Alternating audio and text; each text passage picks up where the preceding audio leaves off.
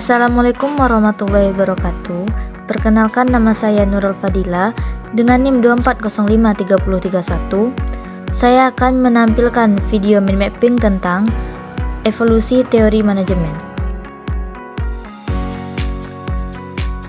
Teori manajemen klasik. Ilmu manajemen lahir sebagai akibat terjadinya revolusi industri pertama di Inggris pada abad ke-18. Pada awal lahirnya ilmu manajemen, para pemikir manajemen memberikan perhatian yang sungguh-sungguh terhadap masalah-masalah manajemen yang timbul, baik itu di kalangan usahawan, industri, maupun masyarakat.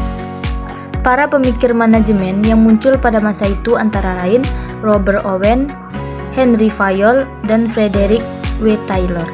Teknik-teknik efisiensi manajemen ilmiah telah menyebabkan kegiatan dapat dilaksanakan lebih efisien. Selanjutnya yaitu teori manajemen ilmiah. Teori manajemen ilmiah muncul karena kebutuhan meningkatkan produktivitas. Pada awal abad ke-20, perusahaan raksasa bermunculan, sedangkan penawaran tenaga kerja relatif kurang. Pendahulu-pendahulu teori manajemen juga membantu memunculkan manajemen ilmiah. Para pemikir manajemen yang muncul pada masa itu antara lain Frederick Winslow Taylor, Frank B. Gilbert, dan Henry L. Gantt. Aliran manajemen modern. Manajemen modern ialah manajemen yang pada periodenya ditandai dengan sudah dipelajarinya manajemen sebagai ilmu yang mempunyai dasar-dasar logika ilmiah, sehingga banyak melibatkan ahli manajemen maupun ahli ekonomi untuk melakukan penelitian tentang manajemen, yang menghasilkan berbagai teori maupun aliran manajemen. Teori organisasi klasik.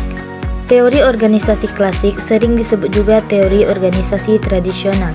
Teori organisasi klasik dimulai sejak tahun 1800 atau abad ke-19 yang memandang bahwa organisasi adalah struktur hubungan, tujuan-tujuan, peranan-peranan, kegiatan-kegiatan, komunikasi, kekuasaan-kekuasaan, dan faktor lainnya saat orang bekerja sama. Teori organisasi klasik sangat menekankan sentralisasi atau terpusat dan tugas-tugas disusun secara terspesialisasi, serta pemberian petunjuk mekanistik struktural yang cenderung kaku dan tidak kreatif. Teori klasik telah berkembang dalam 3 jenis aliran, yaitu 1. Teori birokrasi, 2. Teori administrasi, dan yang ketiga, teori manajemen ilmiah. Pendekatan hubungan manusiawi. Hubungan manusiawi atau human relation pada umumnya mengacu pada suasana kerja yang berasal dari hubungan antara manajer dan karyawan. Jika hubungan manusia pada suatu organisasi efektif, suasana kerja akan mendorong semangat kerja dan keharmonisan suasana kerja. Efektivitas kerja diharapkan akan terjadi dari suasana kerja atau hubungan manusiawi yang baik. Perilaku organisasi. Perilaku organisasi merupakan sikap dan tingkah laku anggota sebagai individu, sebagai anggota suatu kelompok, dan sebagai anggota organisasi dalam lingkup suatu organisasi atau lingkup kerja. Oleh karena itu, mengelola perilaku dalam organisasi tidak lain adalah pengelolaan perilaku anggota sebagai seorang individu yang memiliki karakteristik dan tujuan-tujuan, mengelola kelompok, dan juga mengelola organisasi dalam upaya meningkatkan efektivitas organisasi.